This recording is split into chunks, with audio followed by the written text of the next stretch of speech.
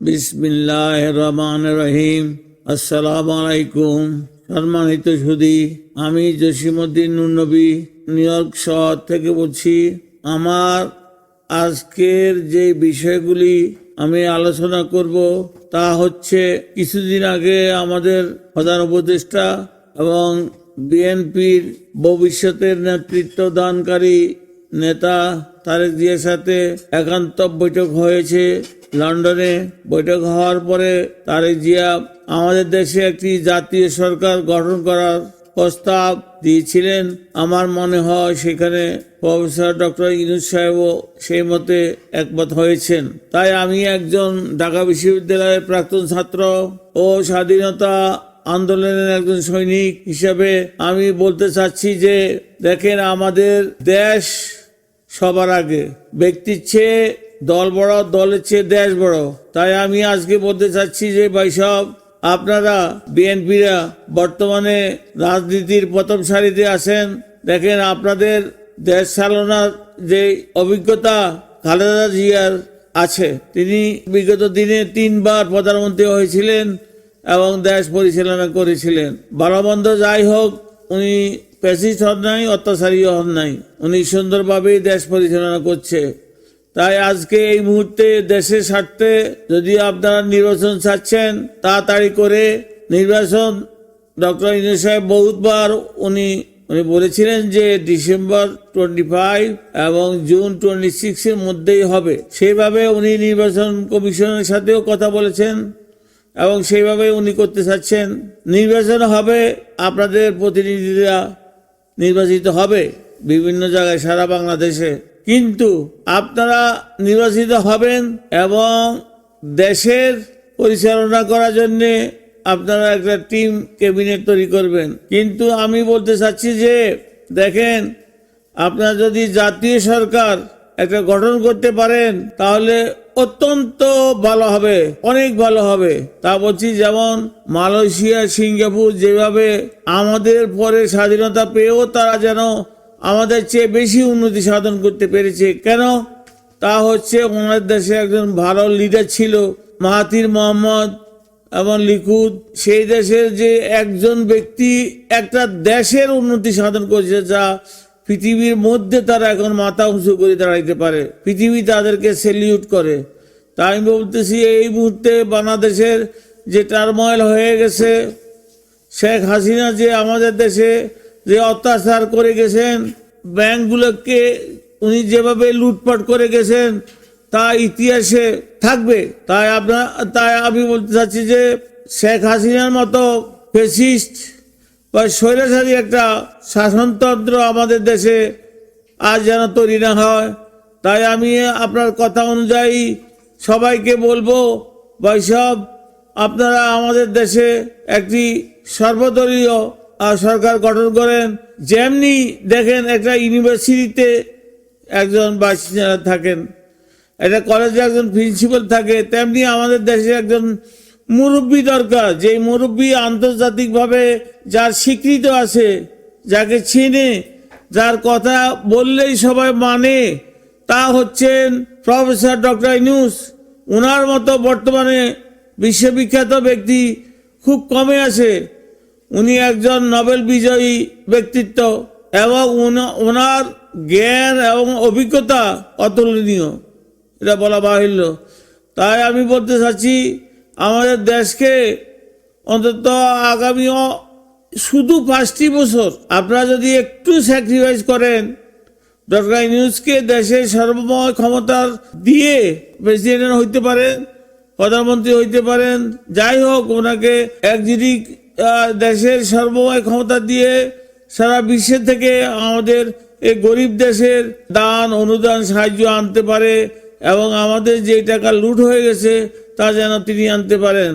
তাই ভাই সব, আমি অনুরোধ করব, আপনারা সর্বদলীয় সরকার গঠন করুন এবং সেখানে প্রফেসর ডক্টর ইউনূসকে, উনি আমাদের মুরব্বী, পিতৃতুল্য। ওনার বয়স 86, আমরা মনে হয় সবাই ওনার থেকে বয়স কম। তারপরেও উনি দায়িত্ব নিয়েছেন এবং দায়িত্ব আমার মনে হয় আগামী কিছুদিনের জন্য হলে উনি থাকবেন। উনি চলে যেতে যাচ্ছেন না, উনি দেশকে ভালোবাসেন।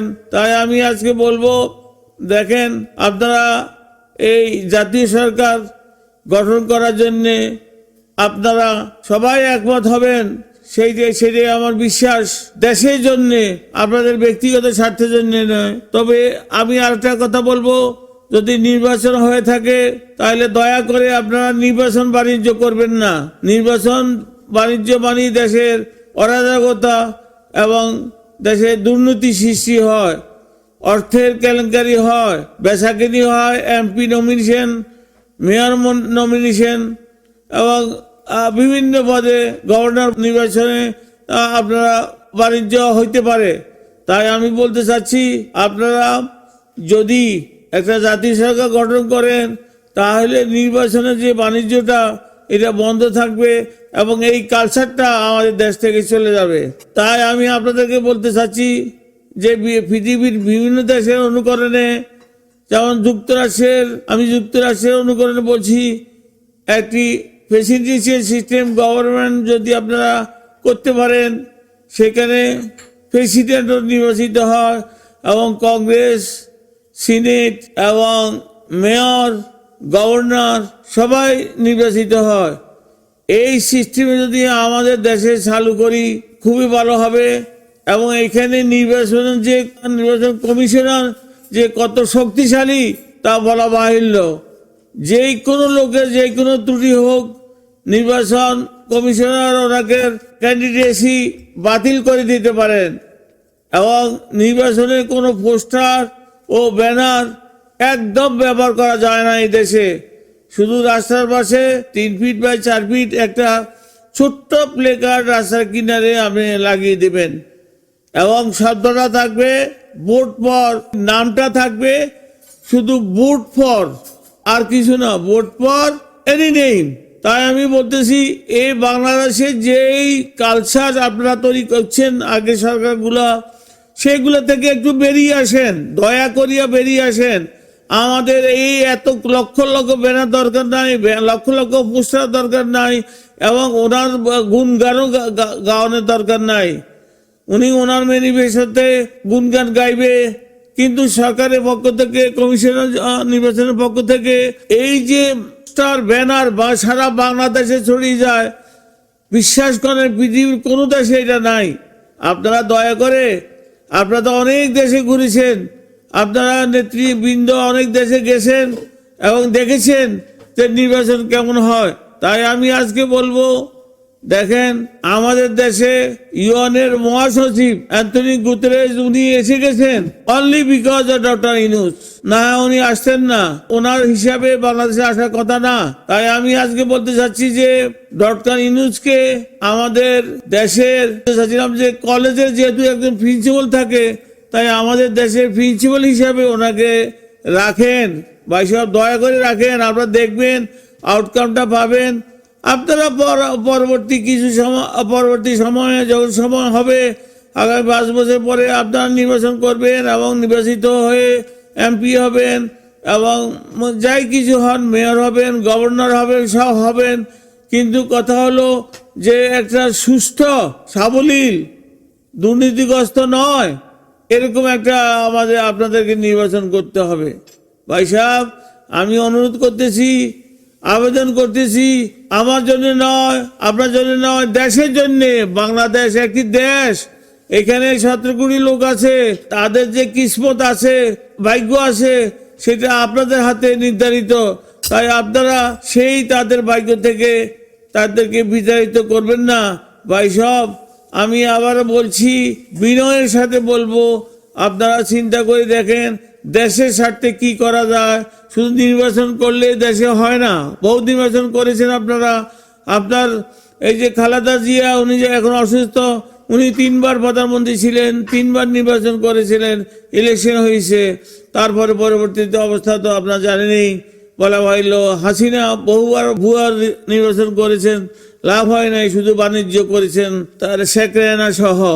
তাই আমি আজকে বলতে চাচ্ছি যে ভাই সব, আপনারা দেখেন একটা জাতীয় সরকার গঠন করা যায় কিনা এবং সেখানে বিভিন্ন নেতৃস্থানীয় এবং রাজনৈতিক হোক অরাজনৈতিক হোক নেতৃস্থানীয় ব্যক্তিদেরকে নিয়ে, শিক্ষিত ব্যক্তিদেরকে নিয়ে এবং অভিজ্ঞ ব্যক্তিদেরকে নিয়ে একটা জাতীয় সরকার গঠন করেন, সেটা আমাদের দেশের জন্য ভালো হবে।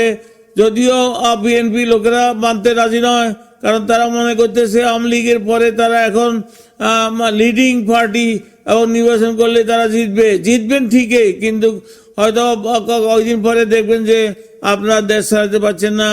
তারপরে যারা এই টাকা পয়সা দিয়ে নির্বাচন নিয়েছিলেন তারা শুরু করবে। আজকে তাই আমি আপনাদেরকে শেষবারের মতো অনুরোধ করে বলছি, বিএনপি ভাইয়েরা চিন্তা করে দেখেন।